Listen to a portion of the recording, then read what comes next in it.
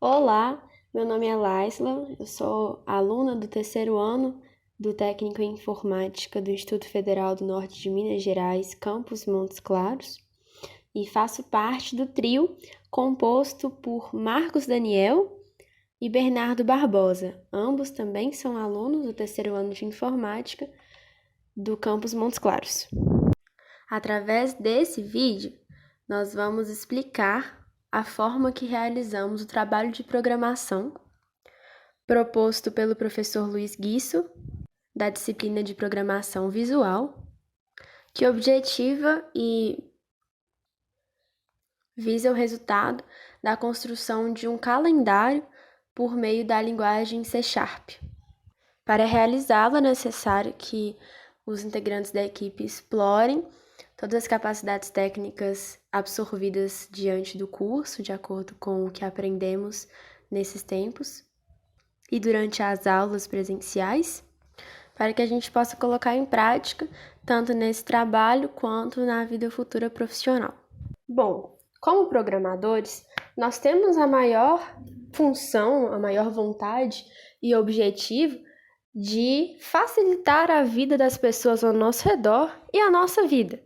Nós fazemos isso pegando situações adversas do nosso cotidiano, ou então algumas funções específicas que empresas vão realizar, ou funções gerais, seja empresas, instituições, todo tipo de organização que exerça algum tipo de atividade, e a gente pega essas funções e atividades que poderiam ser feitas por seres humanos e nós transformamos em código. A gente codifica essa atribuição. Isso agiliza todo o processo, facilita o nosso trabalho. E a atividade da vez, o nosso desafio, nesse trabalho proposto, é realizar um calendário, no caso, codificar um calendário. Esse calendário ele deve informar ao usuário os dias do mês que eu vou escolher, no caso, eu ou o usuário, quem estiver testando o código. Então, basta a gente colocar o número do mês desejado e o ano desejado. Vamos supor que eu quero descobrir qual foi o dia que a minha avó nasceu.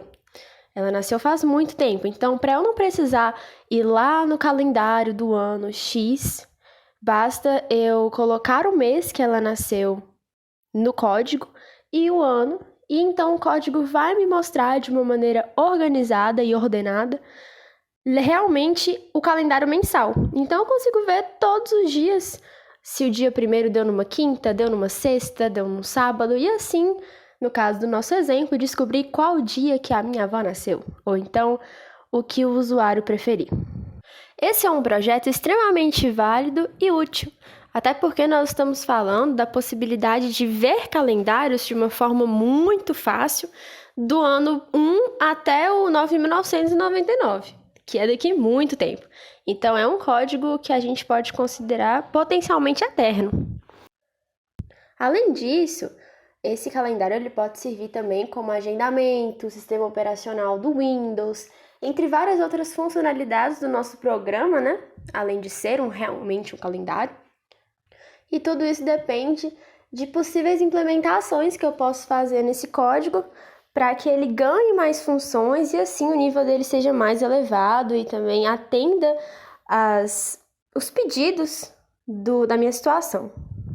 Espero que depois de toda essa explicação e exemplos, isso tenha gerado algum tipo de interesse, despertado alguma vontade de saber como nós codificamos esse calendário de fato, se deu certo, como que nós fizemos, se funcionou, se o código ficou grande ou não ficou grande, se deu trabalho, e realmente deu trabalho, mas nós vamos explicar agora como que nós fizemos detalhadamente, com exemplos, com as imagens do nosso código, e mostrar o resultado do nosso trabalho e esforço. Agora, Bernardo vai iniciar a explicação falando sobre as entradas inválidas e válidas do nosso programa. Olá, meu nome é Bernardo e irei mostrar quais entradas nosso programa aceita e quais não aceita. Primeiramente, aqui temos nosso terminal, onde nos pede para escrever um mês desejado. Digitando fevereiro, podemos perceber que é printado um aviso pedindo que seja um valor numérico de 1 a 12, sendo cada número desse intervalo relacionado a um mês. Se eu escrever um valor que não esteja dentro desse intervalo, mesmo sendo numérico, irá aparecer vai printar o mesmo aviso de erro. Aqui, por exemplo, 0 não corresponde a nenhum mês do nosso calendário e por isso aparece o aviso pedindo para que o valor numérico que eu inserir seja de 1 a 12. Ou seja, para qualquer conjunto de strings ou valores numéricos que não estão inseridos no tipo aceitável do nosso programa, ele não irá aceitar a entrada. Digitando um valor aceitável, por exemplo, 5, para maio, vai aparecer para que a gente escreva o ano desejado. E assim, a diferença aqui é que o intervalo é de 1 até 9.999. Ou seja, por qualquer conjunto de string ou valores numéricos que não estão inseridos nesse intervalo, a entrada será inválida. Por exemplo, se eu escrever A, não vai, aparecerá o erro, o ano deve seguir o formato numérico, tal como 2022, e deve ser de 1 a 9.999. Se eu escrever, por exemplo, um valor muito alto, também aparecerá o mesmo erro. Assim, escrevendo um valor aceitável, 2022, o programa irá imprimir o nosso calendário. Então aqui podemos ver o código. Vou explicar como funciona a lógica de validação das entradas feitas pelo usuário através dos métodos isMêsVálido e isAnoVálido. No nosso código aqui temos a criação da classe calendário e depois a declaração das variáveis mês e ano, sendo respectivamente byte e int16. Onde byte vão aceitar valores de no máximo 8 bits e o int16 valores inteiros de 16 bits não negativos. Essas variáveis receberão as entradas do usuário para mês e ano. Logo depois, nós temos a construção do nosso método isMêsVálido, sendo boolean. Assim, começaremos com o if. Esse if, a condição dele é se o mês for maior que 0 e mês menor que 13, então irá retornar true. Ou seja, quando esse método for puxado pelo programa principal, ele irá validar a entrada do usuário da variável mês. Assim, só quando o valor for maior que 0 e o valor for menor que 13, não ou, mas sim e, pois deve obedecer às duas condições ao mesmo tempo para que essa entrada seja válida, viabilizando o nosso intervalo de 1 a 12 para mês. Aqui temos um else, para caso a condição de cima não for verdadeira, então irá imprimir esse aviso pedindo para que o usuário digite uma entrada aceitável, e o mesmo irá retornar false. Assim, para o válido, seguimos a mesma lógica, onde teremos um if que irá verificar a entrada dada pelo usuário, se ela é válida para nosso programa. Se for, o método irá retornar true. A diferença aqui é apenas no intervalo aceitável pelo método, já que segue 1 até 9.999. Portanto, se essa condição não for verdadeira, irá cair no else, e assim imprimindo a mensagem de aviso para que o usuário digite o valor aceitável e retornará false. Esse false irá ser parâmetro para a lógica do algoritmo na classe program, onde Marcos irá explicar agora a seguir. Olá, eu sou o Marcos e eu vou dar continuidade à explicação de Bernardo sobre os métodos isMêsVálido e isAnoVálido, mas dentro da classe program. Começando pelas bibliotecas que são as mesmas da classe calendário, mas com uma leve diferença, ela não tem a system.text, que é usada no string builder do método gerar calendário. Indo agora para as primeiras linhas do código, temos a criação do objeto de nome C do tipo calendário. E a partir desse objeto queremos pegar os métodos boolean e utilizar as entradas do usuário para validar o mês e ano. Começando pelo do while, que vai repetir a requisição do mês ao usuário caso a entrada seja inválida. E como Bernardo explicou, enquanto o método ismesválido for falso, ou seja, apresentar números fora do intervalo válido que é de 1 a 12, com isso temos um try que vai fazer com que o programa não trave com a entrada de strings no console, porque o console.readline recebe um string, e como podemos ver, precisamos convertê-la para o tipo byte, que é o tipo de variável do atributo mês. Mas caso o usuário digite uma letra, por exemplo C cedilha, o programa iria travar, pois a conversão não seria possível. Por isso colocamos dentro de um try, para o programa só tentar fazer a conversão e caso não consiga, seja gerada uma exceção, que nesse caso é vazia, pois não há diferença de aviso quando o usuário coloca um número inválido ou então uma letra, sendo sempre exibido o console writeline do else if dentro do método ismesválido, lá na classe calendário. Então, para que não haja diferença na mensagem de digite novamente entre os dois tipos, deixamos o catch exception vazio.